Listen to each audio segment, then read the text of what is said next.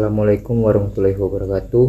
Perkenalkan, nama saya M. Haris Munandar dari kelas 12 IPS 2, nomor absen 17, akan membawakan materi sejarah peminatan, yaitu konflik Moro di Filipina Selatan, dengan guru pembimbing Bu Dian Handayani, SPD, MPD. 1986, seluruh jalanan di kota Manila banjir akan manusia.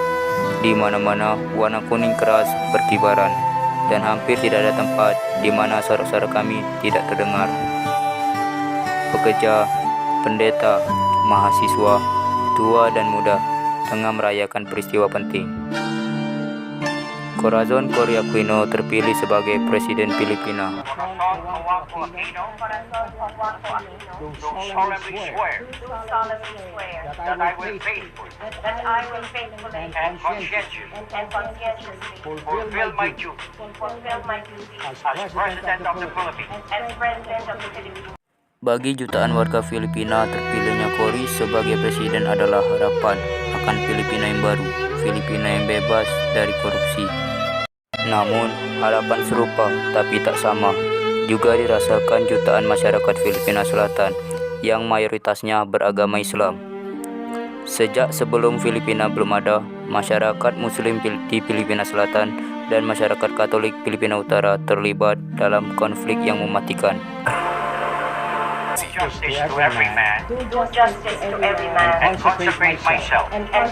Siapakah mereka? Apa yang mereka mau? Dan mengapa konflik ini bisa terjadi? Video singkat ini akan berupaya membahas sejarah Filipina Selatan dan perjuangan-perjuangan dari kelompok Islam di sana.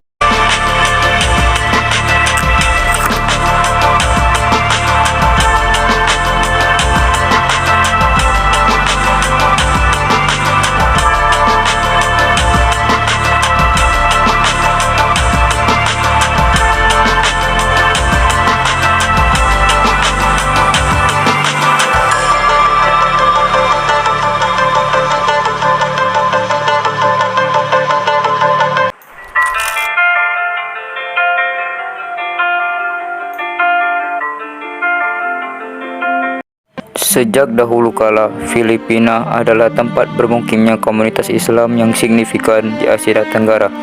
Mereka terkonsentrasi di bagian selatan. Di sini, perdagangan, perkawinan, dan pendidikan menyebabkan penyebaran Islam terjadi secara damai. Perlahan-lahan, penyebaran Islam turut berpadu dengan kebudayaan lokal dan menyebar ke utara. Namun, di utara, mereka mendapat kompetisi yang alot. Spanyol. Meski sebagai pendatang, pasukan Spanyol berhasil memukul mundur pasukan Islam kembali ke selatan. Bagi mereka, peperangan ini bukan hanya sekadar penaklukan dan penjajahan, melainkan juga pembalasan untuk peristiwa masa lalu kala Islam menaklukkan Spanyol. Hanya saja, mereka tidak bisa menaklukkan selatan. Pada akhirnya, Filipina terbagi menjadi dua. Orang Filipina Utara dengan mayoritas Katolik yang dipanggil Indios, dan orang Filipina Selatan dengan mayoritas Muslim yang dipanggil Moro. Perseteruan latihan antara keduanya akan tetap melekat hingga waktu yang lama. Ketika Filipina ditaklukkan oleh Amerika Serikat, keadaan ini tidak berubah banyak. Perubahan paling drastis justru terjadi ketika Filipina merdeka. Untuk mengurangi populasi di utara dan meningkatkan pembangunan pemerintahan Filipina, mendorong migrasi rakyatnya ke selatan. Parahnya, pendatang yang berbondong-bondong ini beragama Katolik.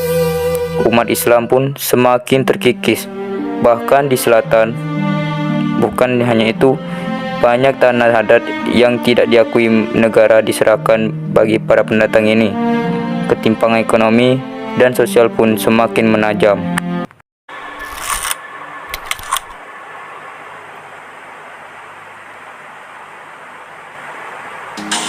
Untuk mengatasi ketimpangan ini, pemerintah Filipina memulai itikad baik mereka dalam membantu umat Muslim Selatan. Dewan Integrasi Nasional pun dibentuk untuk menyetarakan kesejahteraan rakyat. Salah satu programnya adalah beasiswa bagi mahasiswa muslim. Salah satu di antara ribuan mahasiswa muslim ini adalah Nur Miswari. Pada tahun 1972, Nur Miswari membentuk Moro National Liberation Front atau MNLF. Tujuannya membentuk negara bagi bangsa Moro. Tak perlu lama, perang terjadi.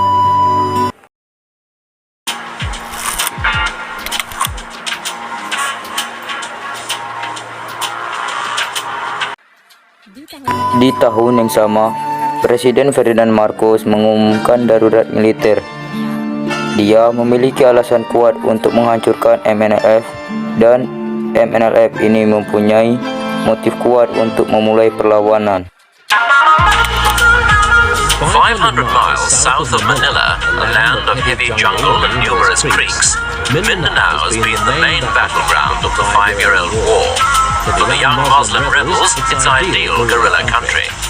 These men belong to the Bangsamoro Army, a fighting force now 20,000 strong that's proved itself the equal of the Filipino Army. Filipina mendapat dukungan dari Amerika Serikat, namun ini bukan berarti MNLF dapat dikalahkan dengan mudah. Diam-diam, MNLF mendapat dukungan dari tetangganya Malaysia dan dari berbagai negara Islam di Timur Tengah. Hingga 1976, ratusan ribuan korban berjatuhan. Pengungsi pun mulai bertambah di Malaysia. In the last 3 years, the government's built up its forces in the south until nearly 40,000 regular troops are now committed to the region. But they've achieved nothing. In fact, the guerrillas control more territory now than at any time since the war began. Though the Filipino army hasn't made much impact on its enemy, its operations have caused large-scale destruction in many towns and villages. The Filipino Air Force can, and often does, use Sabre jets against suspected rebel positions. And infantry units following up the strikes sometimes burn down whole villages. The result is 200,000 refugees in the south and disruption to the lives of 1 million other people.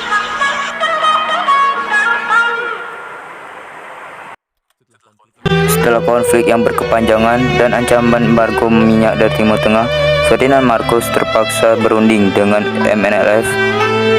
Perundingan ini menghasilkan Tripoli Agreement. Salah satu di antaranya, 1.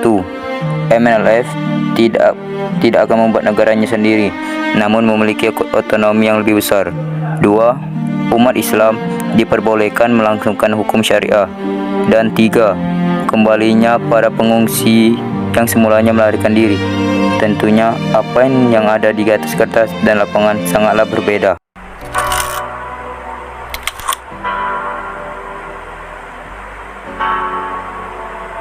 Perpecahan dalam MNLF pun mulai terjadi. Beberapa petingginya seperti Hashim Selamat mulai membentuk organisasinya sendiri yang bernama Moro Islamic Liberation Front atau MILF yang jihad melawan pemerintahan. We are all very happy to announce that it is confirmed Mr. Marcos has left this country. Kini, tumbangnya Ferdinand Marcos memberikan secercah harapan. Presiden yang menggantikannya segera bertemu dengan Miswari dan mulai mempersiapkan untuk membentuk daerah otonomi khusus di Filipina Selatan. Hanya saja, solusi ini masih ditolak oleh MNLF. Pasalnya, wilayah yang akan masuk ke daerah otonomi khusus ini ditentukan oleh pemungutan suara terbanyak. Hal ini sangatlah merugikan MNLF karena selama bertahun-tahun imigrasi non-muslim ke selatan telah mengganggu jumlah penduduk yang beragama muslim. MNLF telah menggelar kembali persetujuan itu dan melawan pemerintahan, meski tidak sesengit dulu. Di kedepannya, Presiden datang silih berganti. Proposal dan ide ditawarkan, diimplementasikan, dan dibatalkan. Memang perdamaian memiliki harga yang sangat mahal.